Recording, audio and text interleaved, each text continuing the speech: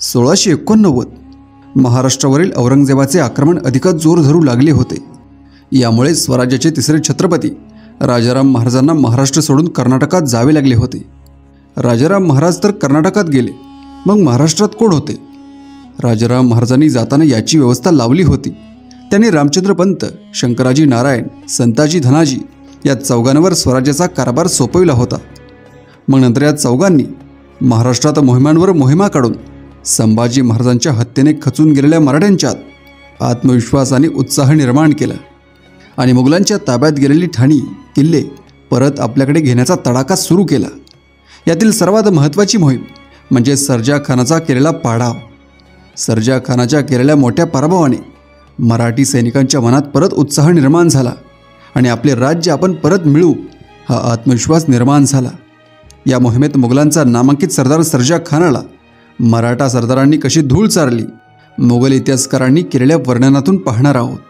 औरंगजेबाने 1686 मध्ये आदिलशाही राज्य संपवून टाकले। यावेळी त्याला आदिलशाहीतील एक नामांकित सरदार मिळाला, त्याचे नाव सर्जा खान। त्यावेळी हा सर्जा खान लगेच मोगलांच्या चाकरीत आला। या सर्जा खानाला औरंगजेबाने रुस्तम खान हा किताब देऊन त्याला स्वराज्यातील मुलूक जिंकून घेण्याच्या कामगिरीवर नियुक्त केले। यात सर्जा खानाची लढत असताना स्वराज्याचे सेनापती हंबीरराव मोहिते तोफेचा गोळा लागून ठार झाले होते। 1689 नंतर हा सर्जा खान साताराचा किल्ला जिंकण्याच्या इराद्याने सातारा परिसरात छावणी टाकून होता। ही बातमी जेव्हा मराठ्यांचे प्रमुख प्रधान व सेनानी यांना कळते तेव्हा त्यांनी सर्जा खानावर मोहीम काढण्याचे ठरवले। पुढे मराठा सैनिक आणि सर्जा खान यांच्यात लढाई कशी झाली याचा सर्व वृत्तांत मोगल इतिहासकार ईश्वरदास नागर यांनी लिहिला आहे, तो आपण पाहूयात। संताजी, धनाजी, शंकराजी नारायण, मानाजी मोरे आणि पारके इत्यादी अनेक नामांकित सेनानी मराठ्यांच्याकडे होते। या सेनांनी मुघल सैन्याला गनिमी काव्याने हरवण्याचे ठरवले होते। त्यामुळे मराठा सैन्याने आपल्या फौजेचे 2-3 विभाग करून काही विभाग राखीव ठेवले होते। जेथे युद्ध होणार होते त्या जागेपासून हे राखीव दल काही अंतरावर दबा धरून बसणार होते। यावेळी विशेष म्हणजे मराठ्यांनी आपल्या सैन्यात गजदल समाविष्ट केले होते व त्याचा त्यांनी अचूक वापर केला। तसेच सर्जा खानाकडे सुद्धा गजदल होते, पण त्याचे गजदल त्यालाच कसे महागात पडले हे ईश्वरदास नागर सांगतो। ईश्वरदास म्हणतो, मराठी सरदार संताजी घोरपडे व जाधव इत्यादी आपल्या प्रचंड सैन्यासहित सर्जा खानावर चालून आले। सर्जा खानाने आपला मुलगा गालिब खान याचबरोबर 5000 सैन्य व 5 हत्ती देऊन त्याला आपल्या सैन्याच्या आघाडीवर ठेवले। अजून युद्धाला तोंड लागले नव्हते तोच मराठ्यांच्या बंदूकबाजांनी मोगल फौजेवर बंदुकीचा मारा केला। मोगल सैन्याच्या आघाडीला हत्ती उभे करण्यात आले होते। बंदुकीच्या गोळ्यांचा त्यांच्यावर वर्षा होऊ लागताच ते मागे फिरून आपल्या सैन्यात पळू लागले। मुघलांचे काही सैनिक मराठ्यांच्या बंदुकीच्या माराने जखमी झाले होते। मागे पळत सुटलेल्या आपल्याच हत्तीच्या पायाखाली कित्येक मोगल सैनिक चिरडले गेले। हे पाहून सर्जा खान आपल्या सैन्यासहित पुढे धावला। इतक्यात मराठ्यांच्या सैन्यातील गजदलाने मोगल सैन्यावर आपली चाल केली। याचा परिणाम असा झाला की मोगल स्वारांचे घोडे घाबरून उधळले। मोगल स्वारांनी त्यांना आवरून लढावे असा प्रयत्न केला, पण काही केल्या घोडे मैदानात टिकेनात। असे असले तरी सर्जा खान आपल्याबरोबर राहिलेल्या सैनिकांना घेऊन शत्रूशी शौर्याने लढत राहिला। त्याच्या हल्ल्यापुढे मराठ्यांच्या आघाडीवर असलेली पथके मागे हटली। तोपर्यंत सर्जा खानाचे पांगलेले सैन्य पुन्हा एकत्र आले। मुघलांनी आता मराठ्यांच्या मुख्य सैन्यावर हल्ला केला। या सैन्यात संताजी घोरपडे व पारके होते। मुघलांच्या हल्ल्याने मराठ्यांचे सैन्य पळू लागले। मुघलांनी त्याचा पाठलाग करून अनेकांना ठार केले। युद्ध रंगात आले की मराठी युद्धावरून पळून जात असे। अशा वेळी शत्रूला वाटे की आपल्याला घाबरून मराठे पळत आहेत, तेव्हा शत्रूचे सैन्य अधिकच उत्साहात येऊन रणभूमी सोडून मराठ्यांच्या पाठलागावर जात असे। यावेळी शत्रूची मुख्य सेनाही पाठलागावर जायला जसे होत नसे ते काम दुसऱ्या सरदाराला सांगून पाठलागावर गेलेल्या सैन्याच्या विजयाची बातमीची ते प्रतीक्षा करीत असे। बरोबर या क्षणाची मराठ्यांची राखीव तुकडी वाट बघत असे आणि मग अचानकपणे शत्रूच्या मुख्य सैन्यावरती हल्ला करत असे। नेमक्या या लढाईच्या प्रसंगी देखील असेच घडले। ईश्वरदास सांगतो, या सुमारास मराठ्यांच्या दुसऱ्या तुकडीने मोगलांवर हल्ला केला। या हल्ल्यामुळे काही मोगली सैनिक जखमी झाले। मराठ्यांनी मोगलांचे झेंडे हस्तगत केले। त्यामुळे चिडून सर्जा खानाने आपला हत्ती मराठ्यांवर घातला। याच सुमारास मराठ्यांच्या गोळीबार पुढे सर्जा खानाच्या अंगावरील कपड्यांनी पेट घेतला। मराठ्यांचे कर्नाटकी बरकंदाज सैन्याच्या आघाडीला उभे होते। ते मुघलांच्या पिछाडीवर तुटून पडले। आणि त्यांनी मोगलांची छावणी लुटली।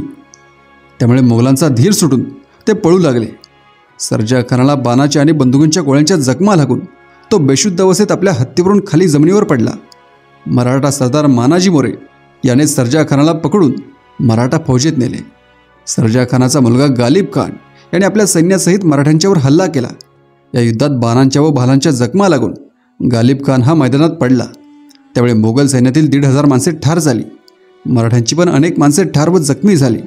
मराठ्यांनी सर्जा खानाच्या फौजेची अशी दानादान उडवण्याचे काम जोरात सुरू ठेवले असतानाच साताराच्या किल्ल्यातून हंबीरराव मोहिते दुसरे हे ससैन्य बाहेर पडले व त्यांनी मोगलांच्या फौजेवर शेवटचा प्रहार केला।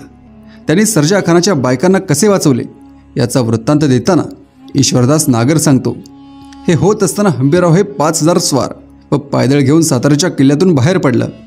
त्याने मोगलांच्या फौजेवर हल्ला केला। सर्जा खानाच्या बायका आणि कुटुंबातील इतर स्त्रियांनी हे संकट पाहून खंजीर हातात घेऊन आत्महत्या करण्याचा बेत केला। पण हंबीररावाने ओरडून सांगितले की सर्जा खान जिवंत आहे, मी तुमच्यावर हल्ला करीत नाही, तुम्ही आत्महत्येचा विचार करू नका। हे बोलणे चालू असतानाच मराठ्यांची एक तुकडी सर्जा खानाच्या छावणीत घुसली। त्यांनी सर्जा खानाची आई, बायको आणि मुलगी यांना पकडून साताराच्या किल्ल्यावर नेले। मराठ्यांनी सर्जा खानाच्या मुख्य तळावर जेव्हा हल्ला केला तेव्हा त्याच्या जनानखान्यात मोठा कालवा उडला असणार। मराठ्यांनी खानाची बेगम, आई व मुलगी यांना कैद केले, पण त्याच्या इतर 2 बेगमांनी व मुलांनी मात्र मराठ्यांनाही चकवले।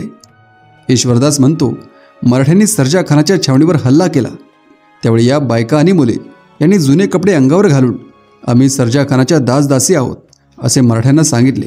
त्यामुळे मराठे त्यांच्या वाटेस गेले नाहीत। मग संधी साधून ती माणसे राणावनातून लपून बसली। रात्र झाल्यावर त्यांनी फकीराचा वेश केला आणि रात्रंदिवस राणावनातून प्रवास करीत ते शेवटी बादशाही मुलकात पोहोचले। सर्जा खानाच्या बायका व मुले बादशाही छावणीजवळ आल्याचे समजताच औरंगजेबाने त्यांना आणण्यासाठी आपल्या हुजऱ्या मीर हसन यास पालखीवर 4 घोड्यांसह पाठवले आणि मराठ्यांच्या कैदेत असणाऱ्या खानाकडे निरोप पाठवला, तुझ्या 2 बायका आणि 2 मुलेही छावणीत पोहोचली आहेत, त्याची व्यवस्था करण्यात येत आहे। तुझी सुटका करण्यासाठी मी फौजा तैनात केल्या आहेत। औरंगजेबाने सर्जा खानाकडे निरोप पाठवला खरा, पण त्यापूर्वीच खानाने मराठ्यांना 1,00,000 होन खंडणी कबूल करून व ती देईपर्यंत आपली आई व मुलगा मराठ्यांकडे ओलीस ठेवून आपली सुटका करून घेतली होती। साताऱ्याहून सुटून मजल दरमजल करीत खान पंढरपूर जवळच्या सांगोल्यास पोहोचला व तेथे मुक्काम करून त्याने आपल्या अवस्थेची हकीकत औरंगजेबास धाडली। तथापि खानाने अशा प्रकारे नामोष्की पदरात घेऊन खंडणी देण्याचे कबूल करावे व आपली सुटका करून घ्यावी ही गोष्ट औरंगजेबास रुचली नाही। त्याने खानास फरमावले, सध्या तुम्ही जिथे आहात तिथेच राहा। या लढाईचे नेतृत्व संताजी घोरपडे, धनाजी जाधव, मानाजी मोरे, हंबीरराव मोहिते दुसरे इत्यादी मराठा सैनिकांनी केले असे ईश्वरदास नागर म्हणतो।